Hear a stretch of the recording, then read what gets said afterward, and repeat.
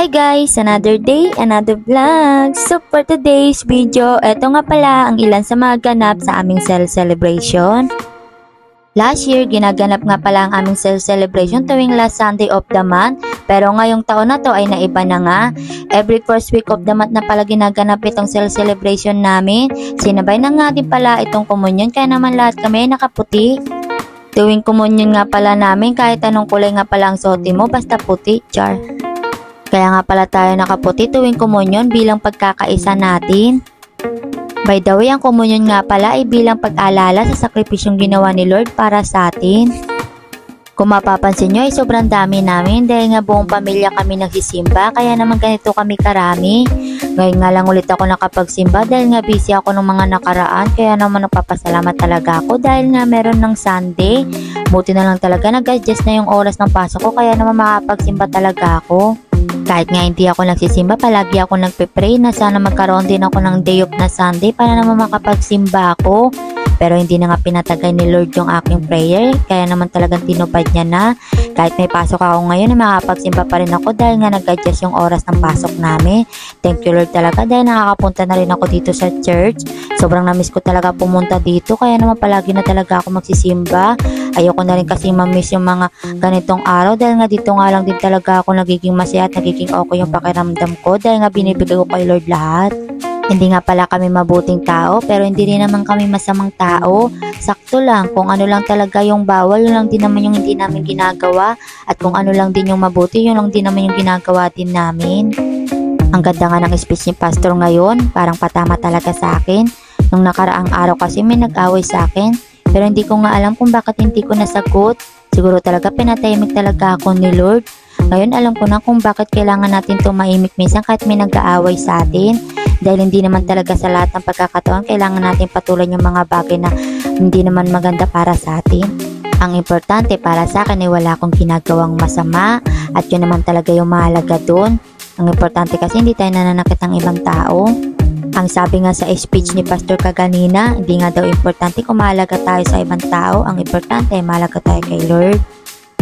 By the way, ang cell celebration na to ay para naman sa month of February. Pati rin pala itong komunyon. Nakakatuwa nga dahil nga sobrang daming tao ngayon at sobrang daming invited. Nakakatuwa nga lang dahil nga kahit hindi kami nag-i-invite ay sobrang dami na nga din namin. Parang sa amin pa nga lang ay mapupuno na yung church. Buong pamilya nga pala kami kasi nagsisimba kaya naman sobrang dami din namin. Eto nga pala yung time na sobrang saya dahil nga sama-sama kami ditong kakain. At syempre makakilala din kami dito ng ibang tao dahil nga meron natin kami mga invited. Minsan nga sa mga ganitong araw, hindi ko na nga lang din alam kung ano nga ang iaambag ko dahil nga dessert nga yung sa akin. Pero dahil nga ngayon lang din naman ako nakapagsimba, kaya naman basic na lang din to sa akin. Siguro sa mga susunod na araw ay mag-iisip na lang ako kung ano yung pwedeng i-dessert para naman maiba naman. Eto na nga pala yung time na i-announce na yung best sell host at best sell leader, kaya naman tara pakinggan natin.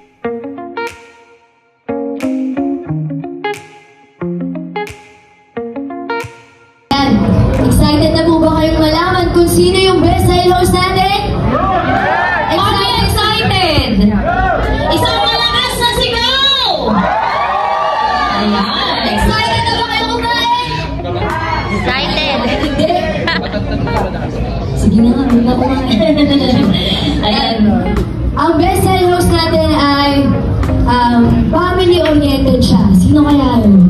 Family-oriented. Pero bago pa na lahat, Ate Lara, tawagin natin muna ang ating mga pastor para ibibigay ang ating award sa ating best sell leader at best sell host. Go, Ate Lara! Ayan po. Yung best sell host po natin, siya ay isang family-oriented man. Uy, man! Sino kaya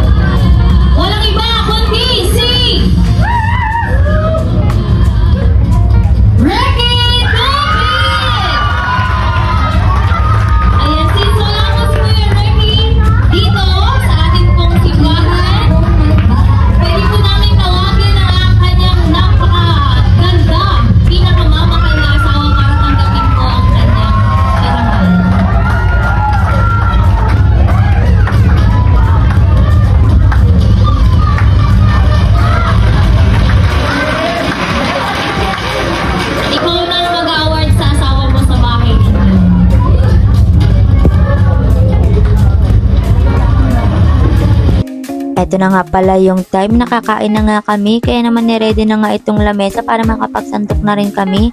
Alam ko naman talaga na gutom na kayo kasi nga gutom na nga din ako, pero hindi na nga din ako dito kumain dahil napapasok pa ako.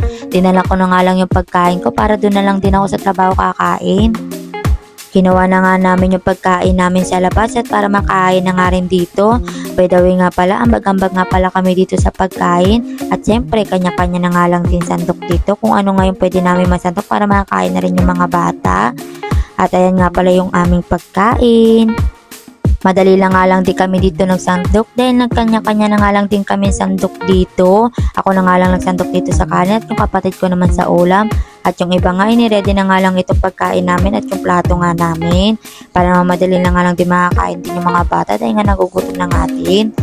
Basic na nga lang din magsandok dito dahil nga gamay na gamay ko na nga lang din talaga yung magsandok. By the way, sana magustuhan nyo nga itong ulam ko at niluto. Dahil nga ako lang din naman ang nagluto niyan. Sana nga nasarapan din kayo. At syempre, sana nasarapan din kayo sa akin dessert. Hindi ko nga lang din alam pero parang kulang yata sa asukal. At syempre, thank you Lord dahil nga masaya na naman natapos ang aming celebration. At syempre, thank you Lord dahil nga nagkaroon na ako ng time na makapunta sa church.